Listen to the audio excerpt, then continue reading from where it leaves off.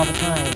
And the energies of these times are sort of unplugging us from the old paradigm. And whether we choose to unplug ourselves or whether society starts having greater difficulties on the economic level, that certainly will unplug people from the paradigm on one level, because they will have to become more autonomous, more clever, more innovative in how they deal with the world and how they reuse their resources and recycle and become, like clever, as I said, Go back to their own. Hay poca información sobre Bárbara Marciniak y solo he podido encontrar una entrevista. Lo poco que se puede encontrar sobre Bárbara Marciniak es que es una canalizadora conocida por su recepción de material de entidades que dicen ser pleyadianos. Marciniak cuenta que el 18 de mayo de 1988, lo que describe como un colectivo de las Pléyades comenzó a comunicarse telepáticamente con ella. Cuenta que estaba en un viaje con un grupo de amigos en ese momento, visitando lugares de poder antiguos en Egipto y Grecia. Sintió entonces interiormente que la llevaron a reexperimentar estos sitios como parte de su vida actual.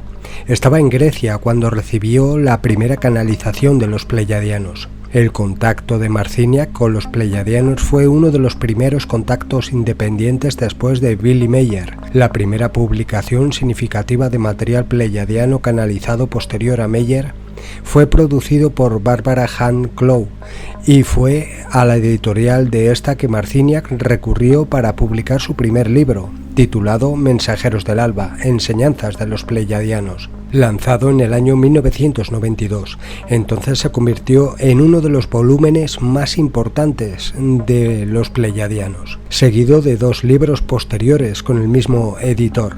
A través de Marciniak, los pleyadianos dijeron que habían llegado a las Pléyades desde otro universo que se había completado y que los terrícolas estamos pasando por un fin de era de oscuridad a otro de luz, y que ellos estaban aquí para ayudarnos a hacer ese cambio.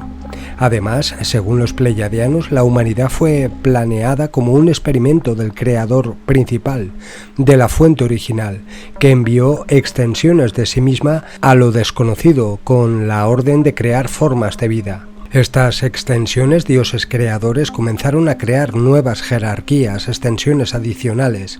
Finalmente se desarrolló un plan para crear la Tierra. Los genetistas tomaron ADN de muchas especies para producir la raza humana.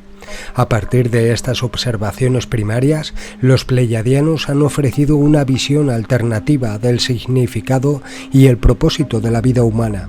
Lo más destacable de la información de estas entidades es que ya en los años 80 avisaban de la manipulación del planeta por parte de los Arcontes, que se alimentan del sufrimiento y del miedo de los seres vivos, de las esencias vitales, y cómo empoderarnos para salir de la Matrix Arconte que han creado los oscuros.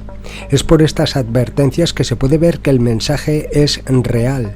En su época, en los 80, todos los mensajes Nueva Era se basaban en el amor, la luz, los maestros ascendidos, pero nunca avisaban sobre quiénes controlan realmente el planeta. Es por eso que su libro Mensajeros del Alba fue una revelación importante.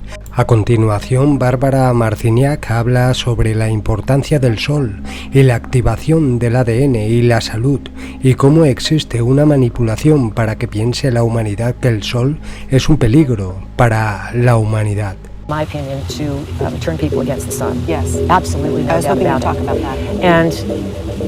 And yet it's our source of light, it's our source of health, it's also our source of energy and information. Because it's not just warming us and allowing food to grow and the whole earth to blossom, it's also transmissions of information. And I think that's what the ancients knew. And there's stories, in history that talk about people who, when they wanted to have covert activities, they would always do it at night. And they wouldn't do it in the light of day because the sun would then know, and then the sun would transmit that information. And so we came up with that expression, doing things in the dark and keeping it secret. And so there's a lot of truth in sort of just casual expressions and casual things that we know. And it's the time to bring all that into focus and realize these things are really, really important.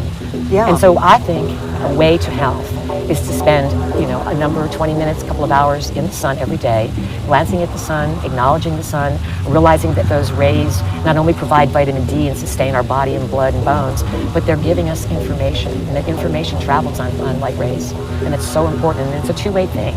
We can communicate with the sun and just express our feelings or whatever, but it's not like worshiping God or anything like that. I think that my concepts of creator and source and all that, they're so large that I can't define it into a God, so to speak, Right. especially a male God. Right. Because how can, there's always the female component, and that's really another thing that's vastly missing from our planet, is that women are awakening.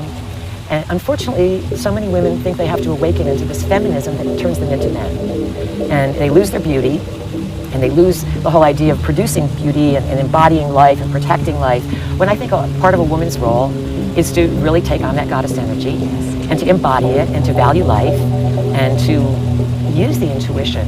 Right. And to really make a stance in society about establishing beauty and fairness, and that all life is honored. And that's what's coming back. It is coming back, and also with great resistance. Here you have ever more expanding technology, very male-oriented in its expression and also in its design. And yet it affects all of us because now we're all becoming dependent on these technologies. Exactly, and now we're cut away from the sun even more. Right. How do you see that technological interface as the feminine really needs to show itself? For myself, I stopped watching TV in the early 70s, so it was 35 years ago, and it was a choice. It was a choice because I felt back then even that television was doing something to my mind. And that's why I stopped. I said, I'm not going to waste my time, Good for you. Watching these things. So I do very minimal technology. I don't use my dishwasher. I don't use a microwave, even though they came with the house. They just sit there unused. Really low tech. I use the computer for, very few things. I have to do some of my work on it. I do a newsletter when I write books and setting up events and something through email.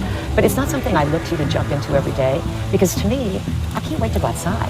Yeah. I live in a beautiful place. I purposely picked a place where I had land, enough to manage, and enough to enjoy and garden and have campfires in my backyard and sweat lodges and parties on my deck. And that's how I socialize. I really take people and myself out in nature. So it really comes down to a choice. It does. Nonetheless, if you look at the really large scale, you're talking about children in particular being totally indoctrinated into the use of technology. And I was noticing even you go to a movie now in a theater, and you'll have, unlike even a few months ago, certainly a year ago, you got your ad to, join up with Uncle Sam. First of all, it's your recruitment ad, followed by let's buy this really violent, nasty video game for Christmas or for the holiday season, Hanukkah, for your children.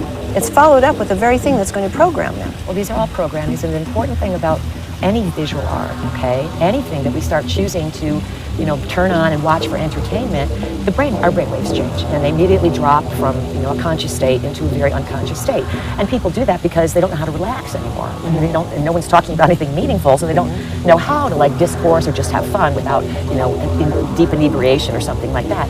So it really comes down to people really getting consciously aware, making a choice. The pictures that are put before us are like living dreams, and they're forms of programming, and so those pictures go in our brains, and then we think that's reality. And especially when it's children, the nervous system of a child is not mature enough to handle the rapidity of the data that is coming through. And they think that the speed up of games and violence and how fast everything goes and how little it is, even though it's entertaining, what's happening is that it's shutting down the perception. So that when you see people looking at some little device and the picture's this big, I have a bunch of nephews, and when they were really little, I'd walk into the living room, instead of them being yelling and screaming like sometimes they would be and having a great old time, which would drive people crazy, but they were playing, they'd be quiet, totally quiet, and I'd look around and I'd say, what are you guys doing? And they're all in a trance with a little thing this big. I guess they're called Game Boys. I never had kids, so I don't know. And they're pushing these little buttons, looking at these little pictures, and they're totally in a trance. They're in trance, totally. Totally in a trance, because their brainwave shift. And they really have to shift to go down, to force your perceptions, which are out here, to go down to this little thing and stay there for hours and push these little things. What it's really doing is that they can't see anything anymore. Then they come out and then they're hyperactive because too much data has come in too fast, and their nervous systems are not developed to handle that until children reach, there's these cycles, every 7 years, it's the Saturn cycle. So until children are 7, they really need no media at all. None, absolutely none. Play with the fairies in the trees. Whatsoever. Yeah. They need to be shown that nature is safe, that you don't have to